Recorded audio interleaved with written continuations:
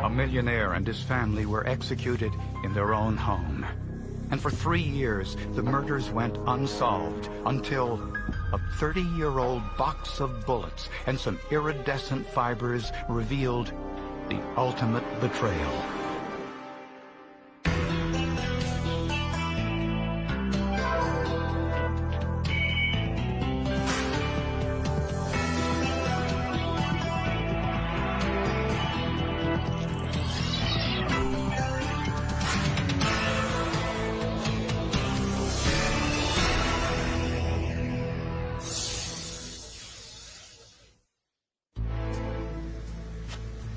The beach house at Pajaro Dunes in Northern California. On weekends and holidays, it was the perfect getaway for the Ewell family. The family patriarch Dale was an extremely wealthy man who made his fortune selling airplanes. He was quite successful because he's very outgoing, very personable, convincing, and he'd go out on these ranches and sell farmers these airplanes, land in their field, sell them planes, and then teach them how to fly. Dale and his wife, Glee, had been happily married for 31 years. Their 24-year-old daughter, Tiffany, was a graduate student in accounting. Tiffany, very sweet girl by all accounts. She seemed to do well in school, and everybody loved her. Their 21-year-old son, Dana, was a business major at Santa Clara University. Dana was a very precocious child, very smart, almost too intelligent. I heard that once upon a time his IQ was 165, which is extremely high. In 1992, after spending the Easter holiday at Pajaro Dunes, Dale, Glee, and their daughter Tiffany returned home to Fresno. 2 days later, the Ewell's housekeeper tried to enter the home and sensed trouble. The security alarm was turned off, yet the doors were locked. Inside, she found Dale, Glee, and Tiffany dead from gunshot wounds. The thing that I recall most about the Ewell home from the murders is the photograph of Glee Ewell laying on her back in the den. She had a look of fright on her face, even in death. I've never seen a house that severely ransacked by any burglar I've ever dealt with. And I worked burglary before I worked homicide. Jewelry was missing from the home, and Dale Ewell's wallet was empty. But there were no signs of forced entry. How did somebody get in here, turn off the alarm, because it didn't get the alarm company or the police department? All three were shot with a 9mm weapon while bringing their luggage in from the beach house on Sunday night. So those tragic things, your life is great 1 second, and a millisecond later you're gone. Dana Ewell was fortunate. He avoided the ambush since he was having dinner with his girlfriend and her family that night, 160 miles away. He began dating Monica Zent, an FBI agent's daughter. At the time of the murders, Dana Ewell was with the family, and his alibi was FBI agent John Zent. Investigators found an open box of 9mm ammunition in the master bedroom. And they also found very unusual fibers on the victims. They had some fluorescent fibers that glowed under the ultraviolet light in the dark, and some rubbery stuff that I didn't have a clue as to what it was, except it appeared to be rubber. In their search for suspects, investigators thought that a business associate or rival may have wanted Dale Ewell dead. Before Dale acquired his business, the company was allegedly involved in some criminal activity. He took over the dealership from the former owner, who had gotten into a little bit of legal difficulty with marijuana smuggling. Or Glee Ewell might have been the target. Glee Ewell had worked for the CIA at one time. The CIA doesn't tell you a whole lot, but they did acknowledge the fact she did work for him. With talk of marijuana smuggling and CIA connections, investigators knew these murders would be difficult to solve. The cold-blooded murder of millionaire Dale Ewell, his wife Glee, and daughter Tiffany was big news in Fresno, California. Fresno's had some big homicide cases over the years, but I would venture to say this is probably one of the biggest ones of the century. Investigators suspected that the Yules were killed on Sunday night when they returned from the beach house. Lee and Tiffany Yule drove back separately and were killed first.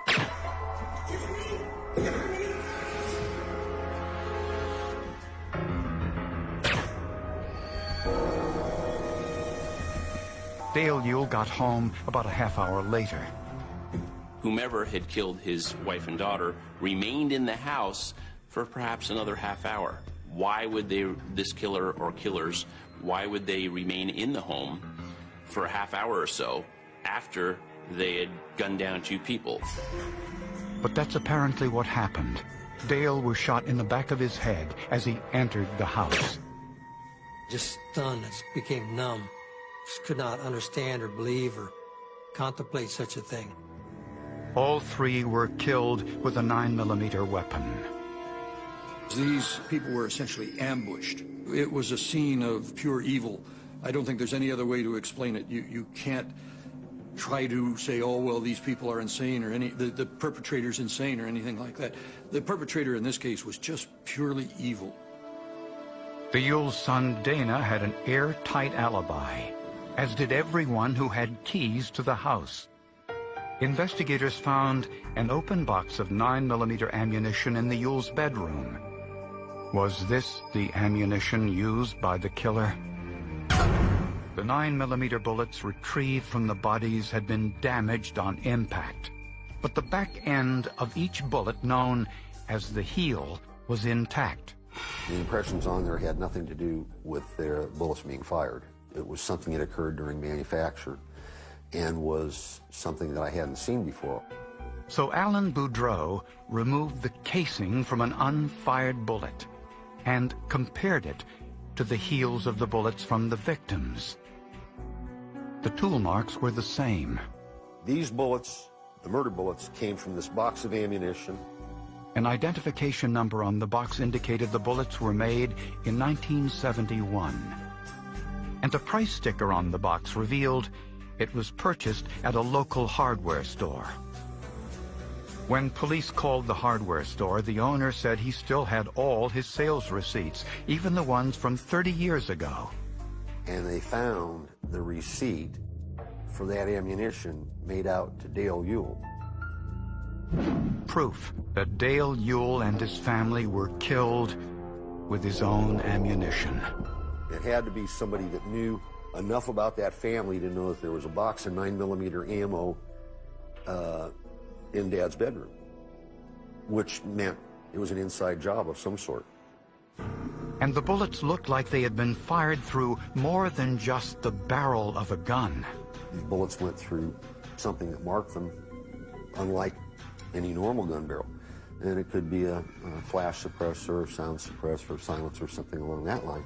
What robber would come to a crime scene with a silencer on a gun?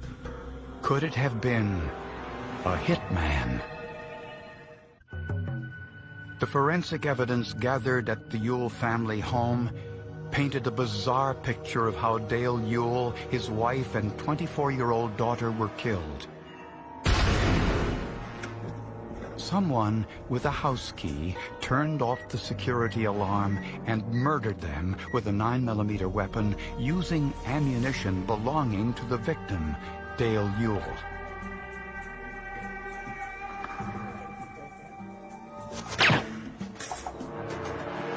It looked like a botched robbery. Some money and jewelry were missing, and the only forensic evidence was the bullets and the yellow luminescent fibers. From the scientific end of the investigation, what I had to work with was relatively little. The only remaining family member, the Yule's 21-year-old son Dana, had a rock-solid alibi. He was with his girlfriend and her family. There really was never any question about his alibi where he was on Easter Sunday when his parents were being killed. What innocent guy gets an attorney and wants us to contact the attorney to contact him just to get information on their parents or their sister? That made no sense. Dana Ewell also had a clear motive. He was the beneficiary of his parents' estate. Dana Ewell stood to inherit approximately $8 million. It would have been approximately $4 million had his sister not also been murdered. Dana was a prim and proper type kid, went to class with his $200 shirt and his $100 tie that he let everybody know that's what it cost. He also made some unusual inquiries after the murders. Dana Ewell called me at the coroner's office and interrogated me as to the progress of the autopsy, what we'd found, and so forth. It is really unusual for some close family member to call and ask for the details of the case in the way he did. And investigators learned that Dana had some character flaws. Apparently, he had plagiarized a term paper in his business ethics class and failed the course. Investigators also learned that Dana was a loner. His only friend was his former college roommate, Joel Radovsich, so they decided to give him a call. First thing Joel said upon being phoned by Detective Souza was, "Are you going to arrest me?" It was an unusual thing to say. So unusual that police put him under surveillance and found that he didn't use the telephone in his apartment. Instead, he'd use a payphone nearby. They had two payphones mounted on the outside exterior wall of the 7-Eleven store. He would look down at his waist level and then dial a number. We deducted the fact that he was looking at a pager. An undercover officer positioned himself within earshot. I don't want no f***ing stock options. I want $250,000, and I want it now. Radovsich demanded $250,000 and also wanted advice on how to invest it. Joel was a world of his own. Like no one was around him. Only thing they were talking about was their investments and where they were going to invest the money. According to phone records, Joel was talking to Dana Ewell. A check of Joel's financial records indicated that he was spending freely, despite not having a job. He was taking helicopter flight lessons at the Long Beach airport, some of which cost $500 an hour. No job, no source of income, and he's spending this kind of money. They found that the checks for some $5,600 odd for Joel's lessons had been paid by Dana directly. This was a very curious event. This was something that led directly to a financial link between the two suspects. And Joel Radovsich purchased several very suspicious items prior to the murders. During a surveil of Joel Radovsich, the detectives found that Joel had ordered books from a publisher in Boulder, Colorado. And in turn, he had these books shipped to a man named Jack Ponce. One of those books described how to make a homemade silencer. A background check revealed Jack Ponce was a 23-year-old law student and Joel Radovsich's lifelong friend. Records indicated that Ponce owned a 9mm semi-automatic weapon. Jack Ponce said initially that the weapon had been purchased for the purpose of shooting possums in his attic. Investigators found the whole possum shooting scenario a bit hard to swallow. During police questioning, Ponce denied any involvement in the Ewell murders and said his 9mm gun had been stolen. We've probably heard that story a few times in our career. This murder investigation had been complicated and time-consuming. By this time, 3 years had passed, and Dana Ewell told everyone who would listen that detectives John Souza and Chris Curtis were too inept to solve the case. Dana Ewell, he would call us Mutt and Jeff and Bert and Ernie, and we weren't smart enough to find the murderer of his family. And, you know, Ernie Bert couldn't find a gun in a gun store. And the only reason we had a cop's job is because we couldn't get no other job. I'll be damned if some kid like that's going to make a fun of us. Investigators now had 3 suspects in the murder of Dale, Clee, and Tiffany Ewell. The Ewell son, Dana, his college roommate, Joel Radovich and Joel's friend, Jack Ponce. With a search warrant, investigators found a number of interesting items in Joel Radovich's apartment, including a half-dozen tennis balls with holes drilled through them. I found out that the dyes that they use in these yellow and orange and purple, pink tennis balls are FDA-approved dyes because children and dogs chew on tennis balls. And it was very interesting, but I found out everything there is to know about tennis balls. The fibers from these tennis balls were consistent with those found on the murder victims. Proof that the tennis balls were part of the homemade silencer. Jack Ponce was arrested at a restaurant where he worked as a bartender. Joel was eventually arrested at his favorite Taco Bell, where he seemed to eat 3 times a day, every day. Dana, however, was nowhere to be found. Radovich admitted to nothing. Jack Ponce, however, didn't want to face the death penalty, so he decided to cooperate. He was the one of the 3 who, as the police say, rolled over. He agreed to turn evidence against Joel Radovich and Dana Ewell, tell them everything he knew. Ponce originally told investigators that his 9mm weapon had been stolen. He now admitted he sold it to Joel Radovich for $500. A few days later, Ponce said Joel returned the gun and told him to get rid of it. Joel told Jack that he's the one that killed the Ewell family, and he described the inside of the house, where he was, how he did, what happened, the sequence of events. And we knew all that, but it was never in the newspaper. Ponce said he disassembled the gun, threw the parts in dumpsters, and buried the barrel in a vacant lot in Los Angeles. In an unbelievable stroke of luck, the barrel was still there. Been there for 3 years. Surprisingly and luckily, we have an open lot in L.A. that stayed vacant and wasn't paved over or concreted over for 3 years. Holes had been drilled into the gun's barrel, consistent with the information in the books that Joel Radovich ordered.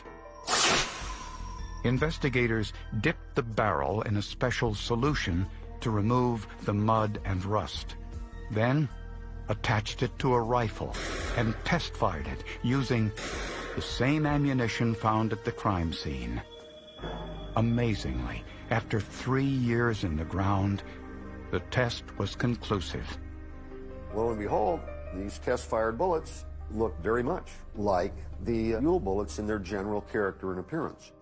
That was the part that contained the forensic evidence we needed to establish that weapon was used in the murder.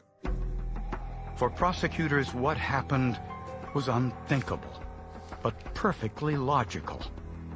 After all, the evidence showed it was an inside job all along. Dana Ewell wanted his parents' money, and he did not want to wait for them to die of natural causes, and he did not want to share it with his sister either. So he hired his roommate, Joel Radovich, to kill them all.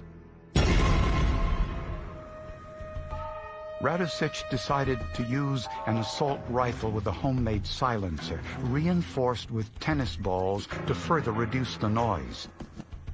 Dana gave Joel the house keys, the alarm code, and told him where his father kept the box of 9mm ammunition. To establish his alibi, Dana had dinner that night with his girlfriend and her father, who happened to be an FBI agent. When Glee and Tiffany came home, Radovich ambushed them. He shot Tiffany first. Then he followed Glee into another room and shot her.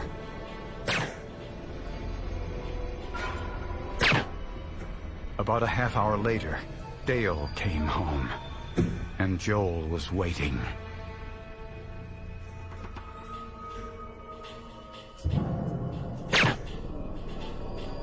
Tennis ball fibers left at the scene were consistent with the fibers found in Radovich's home.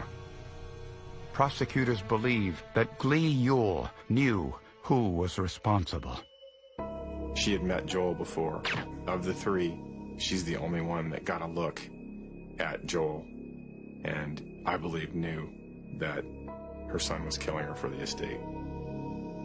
Jack Ponce was given immunity in exchange for his testimony. Dana Ewell eventually turned himself in, and in 1995, he and Joel Radovsich were both convicted of first-degree murder and murder for financial gain. Both are serving life in prison without parole.